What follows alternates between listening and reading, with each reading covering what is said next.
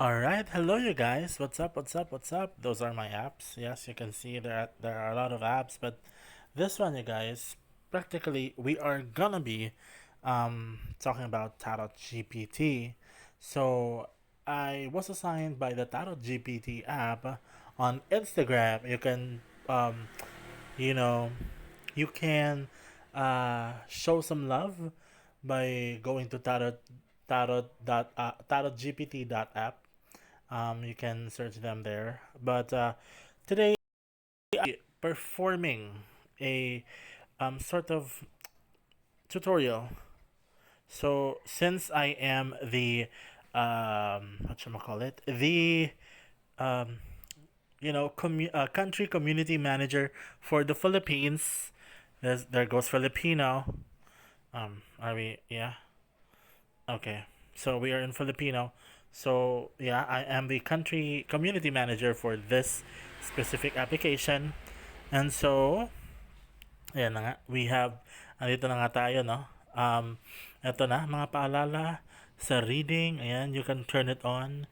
Pwede nyo i-on yan. Tapos, pamili ng wika, Filipino, tungkol sa Tarot GPT. Ayan, basahin yan. Matagal nang ginagamit ang tarot bilang kasangkapan para sa refleksyon, gabay at spiritual na pananaw. Ang bawat card sa deck ay nagkakwento, isang kwentong sumasalamin sa iyong mga emosyon, pagpipilian at landas na tinatahak mo. Kahit naghahanap ka ng kalinawan sa pagmamahal, karera o personal na paglago, nag-aalok ang taro ng simbolikong wika para makakonekta sa iyong panloob na sarili at sa mga ngayon pinapagana ng pinakabagong teknolohiya ng GPT. Muling iniisip namin ang karanasan sa tarot para sa modernong mundo. Ang aming AI ay hindi lang humihila ng mga card. Inobserba nito ang mga ito ng may natural na pag-unawa sa wika, empatiya at kamalayan sa konteksto.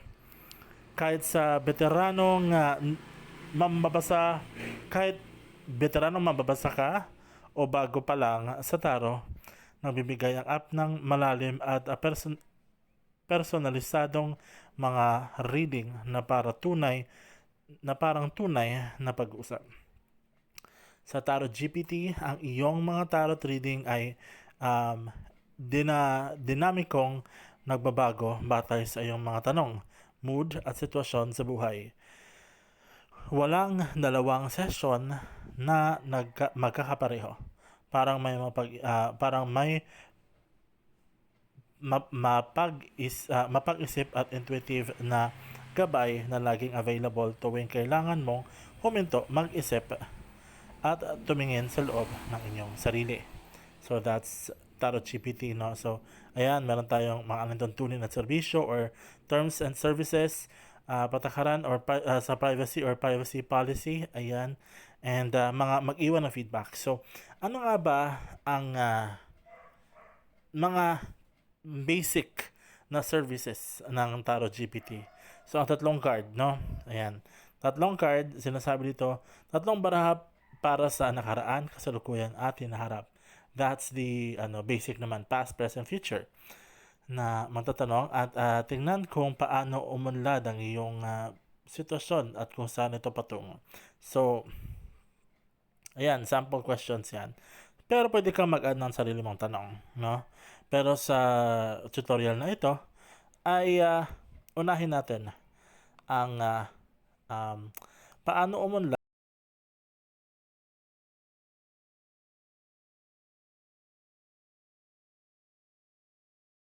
natin. And then, sangguni ng mga bituin. Ayan, so nagano pa yan, nagkakalibrate. Ayan.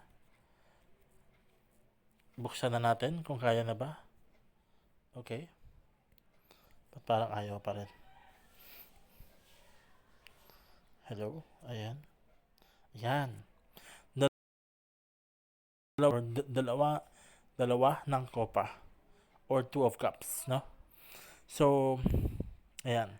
Pinapaliwanag dyan kung ano dapat ang nakaraan, ang kasalukuyan, at ang hinaharap, no? Pero, um, ay, tatlo pala, ayan. Tatlo pala, no?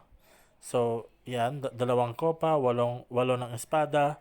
So, ayan, ano pa rin, nakaraan, kuyan, at hinaharap, no? Ayan, basahin nyo na lang.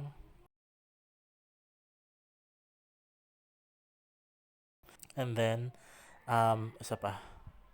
Yan, pito ng pentakulo. Or, yan, nakaraan. Pwede nyo basahin yan. Pwede nyo slow down yan. Kasalukuyan. At hinaharap. So, ayan talaga yun no? So, pwede yan. Ano pa, no? Umurot ng isang baraha upang itakda ang tono, tema at focus ng iyong araw. So, humingi ng card, ayan. Binabalasa, ayan. So, katamtaman or justice, ayan, justice card. Balanse, pagtugma, at dapat justisya to hindi siya pero justice kasi, justice or katamtaman.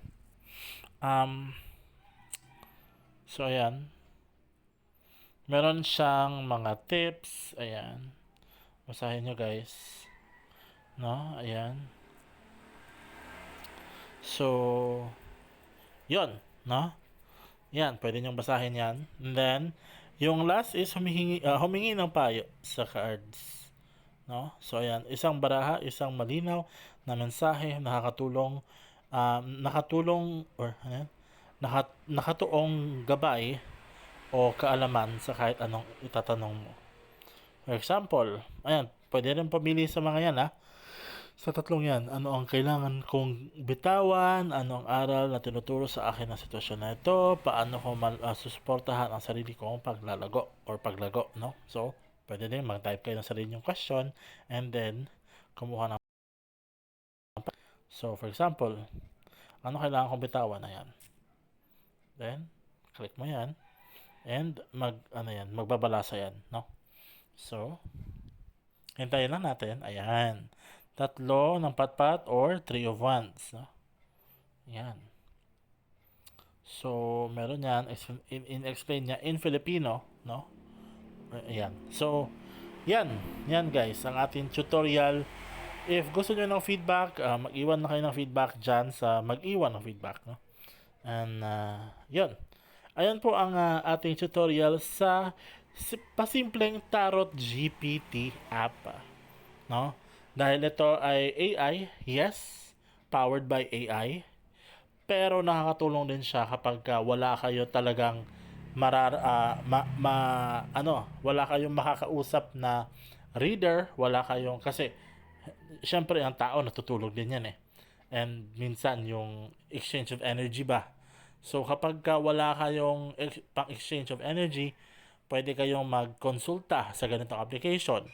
Meron din naman tayong iba-ibang application, pero mas pina-priority ko ngayon ang aking Tarot GPT app, no? Again, thank you to Tarot GPT app dahil sa pag-recognize nila bilang pag-recognize sa akin bilang isang community manager. Maraming salamat po. This is your host, Jimmy Boy Shimron Suarez. Thank you so much for listening. Bye for now. Mwah!